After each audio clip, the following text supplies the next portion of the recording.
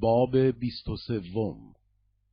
محاکمه در حضور پیلاتوس و هیرودیس. آنگاه همه شورا برخاستند و او را نزد پیلاتوس بردند و از او شکایت کرده گفتند: این مرد را یافته ایم که قوم ما را گمراه می کند و ما را از پرداخت خراج به قیصر باز می دارد و ادعا دارد مسیح و پادشاه است. پس پیلاتوس از او پرسید: آیا تو پادشاه یهودی؟ در پاسخ گفت: تو خود چنین میگویی. آنگاه پیلاتوس به سران کاهنان و جماعت اعلام کرد: سببی برای محکوم کردن این مرد نمی‌یابم.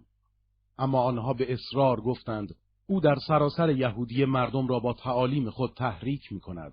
از جلیل آغاز کرده و حال بدینجا نیز رسیده است. چون پیلاتوس این را شنید خواست بداند آیا او جلیلی است و چون دریافت که از قلمرو هیرودیس است او را نزد وی فرستاد، زیرا هیرودیس در آن هنگام در اورشلیم بود. هیرودیس چون عیسی را دید بسیار شاد شد، زیرا دیر زمانی خواهان دیدار وی بود. پس بنابر آنچه درباره عیسی شنیده بود امید داشت آیتی از او ببیند. پس پرسش‌های بسیار از عیسی کرد، اما عیسی پاسخی به او نداد. سران کاهنان و علمای دین که در آنجا بودند سخت بر او اتهام می‌زدند. هیرودیس و سربازانش نیز به او بی‌حرمتی کردند و به استهزایش گرفتند. سپس ردایی فاخر بر او پوشاندند و نزد پیلاتوس باز فرستادند.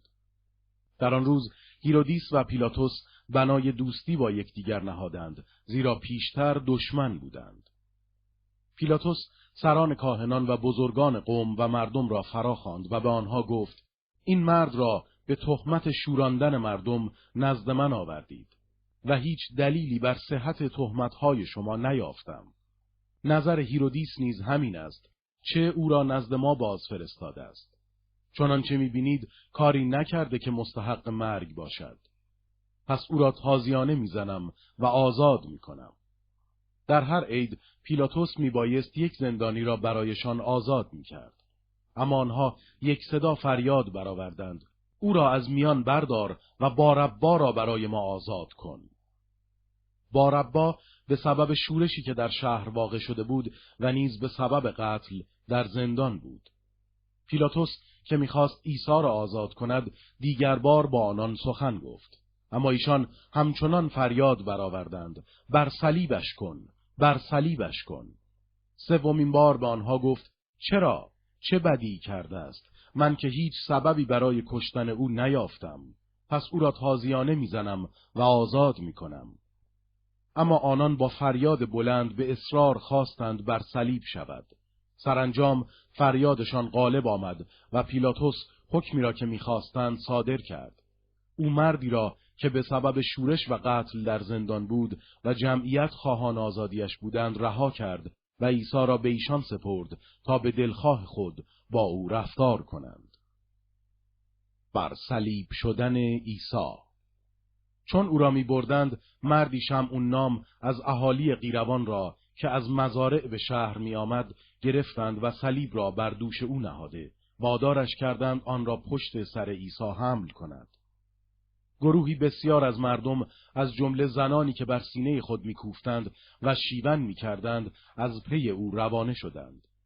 عیسی روی گرداند و به آنها گفت: ای دختران اورشلیم، برای من گریه مکنید، برای خود و فرزندانتان گریه کنید، زیرا زمانی خواهد آمد که خواهید گفت: خوشا به حال زنان نازا، خوشا به حال رحم‌هایی که هرگز نزادند و سینه‌هایی که هرگز شیر ندادند.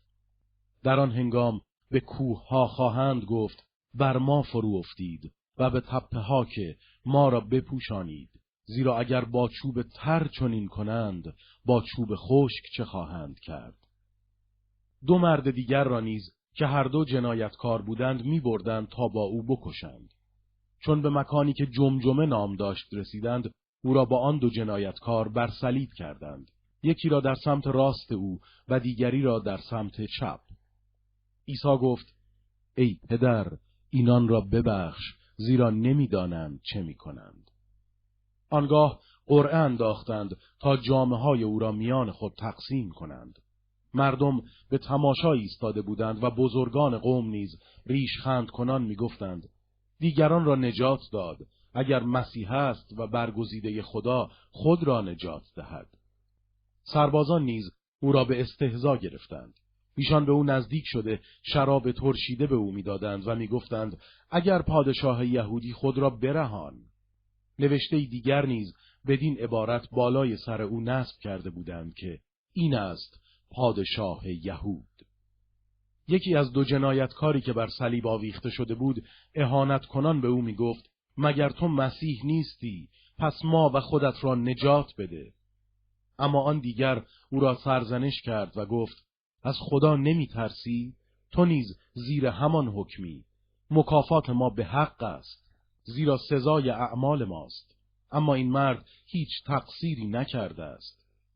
سپس گفت: ای عیسی، چون به پادشاهی خود رسیدی مرا نیز به یاد آور.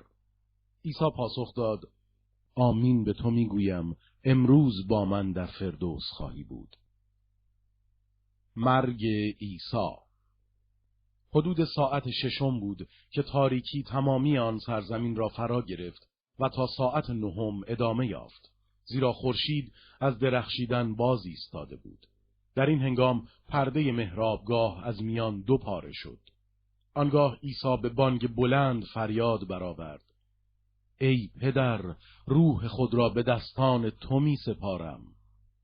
این را گفت و دم آخر برکشید. فرمانده سربازان با دیدن این واقعه خدا را تمجید کرد و گفت: به یقین که این مرد بیگناه بود. مردمی نیز که به تماشا گرد آمده بودند چون آنچه رخ داد را دیدند، در حالی که بر سینه خود میکوفتند آنجا را ترک کردند.